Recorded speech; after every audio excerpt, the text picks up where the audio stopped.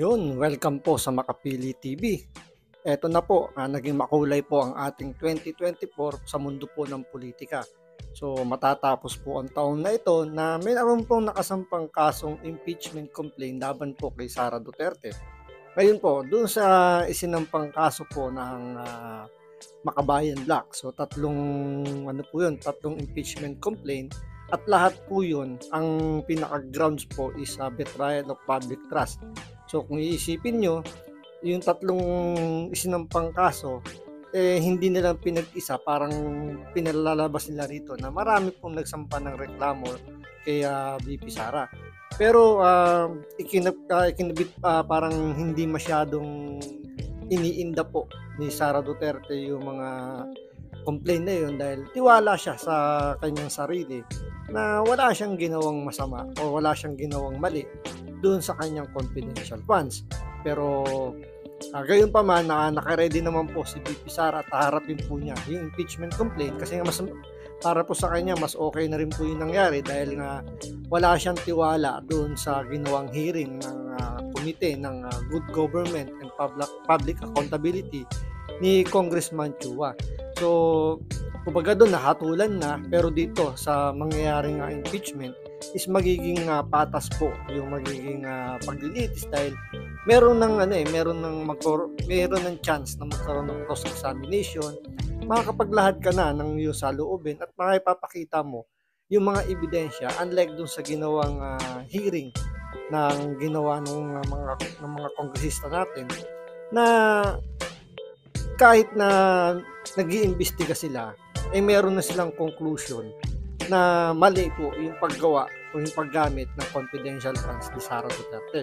So sa balitang ito, makikita natin na confident po ang VP Sara na malulusutan niya yung impeachment laban sa kanya. So ito, panoorin po natin itong balitan to, pero syempre bago ang lahat, kung hindi ka pa nakasubscribe sa Makapili TV, baka pwede naman po pakipindot po muna yung subscribe button at the same time palike na rin po ng video, wala naman pong bayad dyan, kaya pindot na. So ito, panoorin po natin itong balitang to.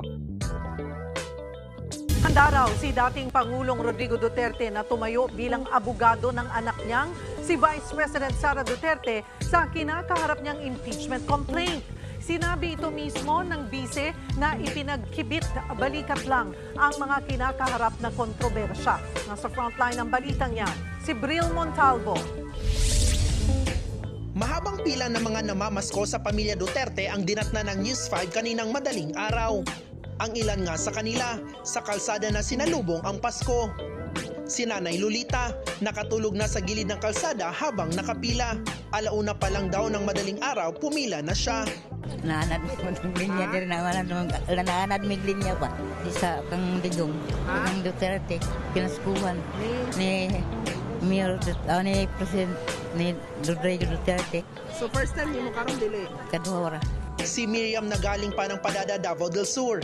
Bit-bit pa ang kanyang anak na 4 na buwang gulang. Alas 12:30 ma'am sa mama ma'am. so first time mo Yes ma'am. Experience lang kung sa'yo madawat ron. Gidala na ma'am kay nagpila, nagtsaga lang pila. Halos 3 kilometro ang haba ng pila papunta sa ancestral house ng mga Duterte sa Davao City. Kaya mahigpit ang seguridad sa lugar. Alas 4 ng madaling araw, nag-umpisa ang pamimigay ng pamaskong food packs na may lamang bigas at mga dilata, cash at gift certificate.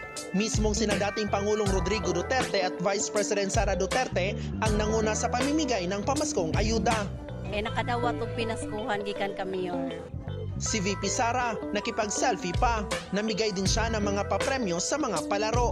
Higit 25,000 individual ang nabigyan ng pamasko sa taunang tradisyong ito ng mga Duterte. Dito na natanong ang bise sa mga kaliwat kanang isyong kinakaharap niya. Kabilang na ang pagbaba ng kanyang trust at approval rating sa pinakahuling survey ng Pulse Asia. magpadayon gihapon ang amo ang opisina ang Office of the Vice President and of course ako sa pagserbisyo sa ato ang mga kababayan ug paniguraduhon namo nga amo ang pang mas pakusgon ang amo ang mga proyekto para sa ato ang mga kaigsuonang Pilipino.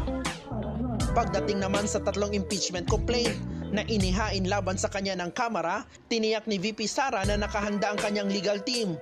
Nagpresenta nga rin daw ang ama niyang si dating Pangulong Digong na maging isa sa kanyang mga abogado. He'll be one of the lawyers for all the cases mo yang ginaingon, and he's preparing his documents karon sa IBP so that he can sign as a lawyer of good standing. Muli rin siyang nanindigan na wala siyang nilabag na batas at walang ginagawang illegal sa paggasto sa confidential funds ng Department of Education at ng Office of the Vice President. Siyempre, sa makita nato karon na murag wala na may rule of law, no? So, pag naang kaso, amo alang yapong atubangon. Nagbabalita mula sa... So doon tayo magsimula doon sa sinasabi ni VP Sara na nagpresenta po maging lawyer po yung kanyang tatay, si dating Pangulong Duterte. Doon pa lang mukhang tapos na yung laban. Kitang-kita naman natin kung paano niya sinalubong, paano niya hinarap yung mga kongresista doon sa Quadcom. So doon, hindi nila kinaya si Pangulong Duterte.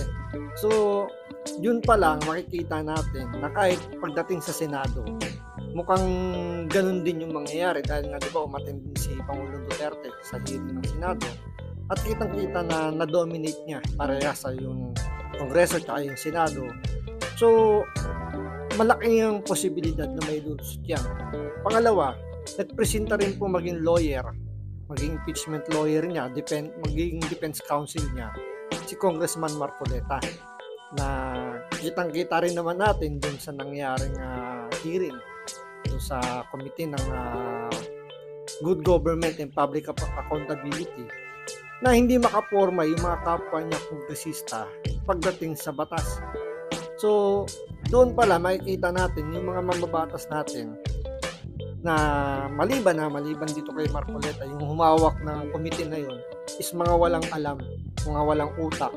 Dahil nga, ang purpose lang naman talaga ng hearing na yun is talagang siraan lang si Vice President Sara Duterte. Siyempre, pati na rin yung ibang Duterte. Kaya nga, dito sa survey na lumabas, bumaba yung trust rating ni VP Sara. Pero hindi naman nila highlights na bumaba rin naman yung trust rating ng ibang mga namumuno po sa gobyerno natin katulad ni Bongbong Marcos, ni Speaker Romualdez. Still, si Vice President Sara Duterte pa rin yung may mataas na trust rating. Kahit na bumaba siya, pero ang ina-highlight is bumaba lang yung rating niya.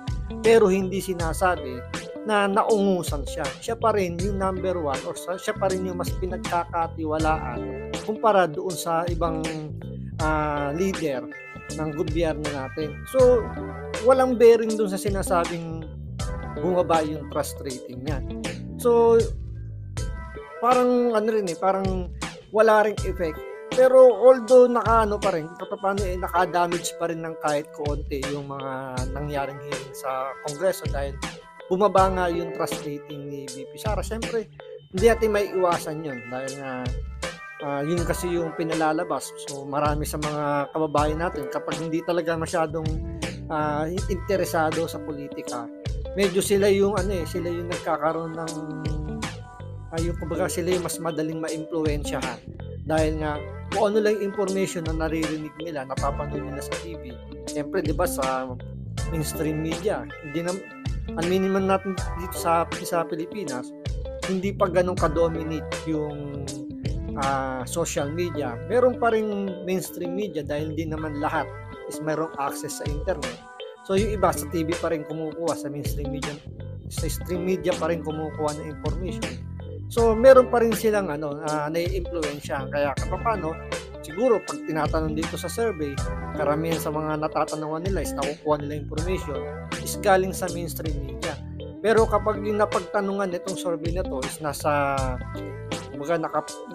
lang sa social media, kitang-kita natin na aware na yung mga kababayan natin na yung ginawang hearing na yun is para siraan lang itong si Vice President Sara Duterte dahil sa 2028 siya pa rin naman yung pinakamalakas na kandidato. Walang ibang kandidato na pwedeng tumapat sa ngayon kung sakasakali. Pero hindi pa natin masasabi sa 2028, siyempre malayo pa. marami pang pwedeng mangyari. Pwedeng marami pang gawing diskarte yung mga tambaluslos sa Kongreso dahil nga hindi pa sila tapos, sabi nga nila, hindi pa sila tapos mag-imbestiga. Kumbaga, tinapos lang nila yung gantong chapter na to, pero meron pa silang ibang niluluto para sa pag-iimbestiga dito kay Vice President Sara Duterte. Kaya yan yung aabangan natin kung ano pa yung magiging susunod na hakbang ng Kongreso, kasi nga itong impeachment complaint na isinampa kay Vice President Sara Duterte, kumbaga wala namang bearing doon pa lang sa ikinaso nilang betrayal of public trust. Napakalawak po ng betrayal of public trust. So paano nila maipuprove yun kung yung COA naglabas na ng statement na nagamit o wala namang mali dun sa paggamit dun sa confidential funds ng ni Vice President Sara Duterte. So ano pa yung ipuprove dito ng impeachment na betrayal of public trust kung yung COA na siya yung talagang magsasabi kung nagamit ba ng tama o hindi yung pondo, sinasabing walang problema dun sa paggamit ni Vice President Sara Duterte doon sa kanyang confidential funds. So paano pa ipuprove itong mga nagsampa ng impeachment complaint na ang kaso is betrayal of public trust? Tapos tingnan nyo pa yung timing. Paano pa naman uunahin ng mga kongresista yan? Mag-e-election na. Kitang-kita naman natin na naghahanda na itong mga kongresista dahil nga sa ginawa nila ngayon, medyo naiipit yung kanilang sabihin natin yung kanilang pagkapanalo. Hindi nila masasabi na sure win sila dahil nga tumatak na yung mga pangalan nila. So kitang-kita yung mga kabulustagan na ginawa nila doon sa Kongreso sa panggigipit nila kay Vice President Sara Duterte. So nanganganib na yung kailang kandidatura. Kaya ngayon, ang ginagawa nila ngayon is magpo-focus muna sila sa kanilang kandidatura. So hindi na nila bibigyan ng pansin yung impeachment complaint. Tandaan nyo, sa May 2025 po ang eleksyon at napakaiksi lang po ng panahon para sa campaign period. So yung iba dyan, ngayon pa lang, as early as now, nagpe-prepare na yan. Kaya nga kung makikita nyo sa mga kaliwat kanan, di ba? May kanya-kanya na silang mga poster na hindi pa naman pasok sa campaign period, pero siyempre wala naman nakalagay na vote, di ba? Sa mga tarpaulin nila, pero nakalagay na yung mga number nila. So ano pang ibig sabihin? No? Siyempre, nagpo-promote na sila ikakandidato.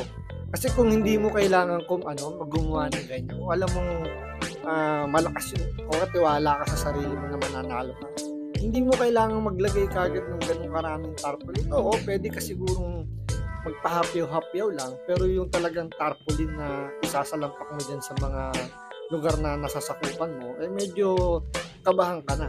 Kaya nga, hindi na muna magpo-focus itong mga kongresista dito sa impeachment. Kaya malamang baka nga hindi nga umabot yan ng Senado, baka dyan pa lang sa Kongreso, patayin na yan ng ibang kongresista dahil na hindi nila mabibigyan ng ng pansin. Pero siyempre, depende pa rin yung kitang baluslos. Kapag in-order niya na yan iyakat sa Senado, walang magagawa itong mga sip-sip na tambaluslos, kailangan nilang sumunod sa kanilang poon. Siyempre, sayang nga naman yung budget. Sabi nga diba ni Congressman Pulong Duterte, kada hearing, bayad yung mga yan. Kaya kailangan nilang pumondo ngayon para if ever, di ba, win-win solution, hindi man sila manalo sa eleksyon, nanalo pa rin yung kanilang bulsa dahil sa mga nakuha nilang bayad doon sa hearing. So, yan po yung aabangan natin sa mga susunod na araw. So, maraming salamat sa panonood. Ingat po kayo lagi. God bless.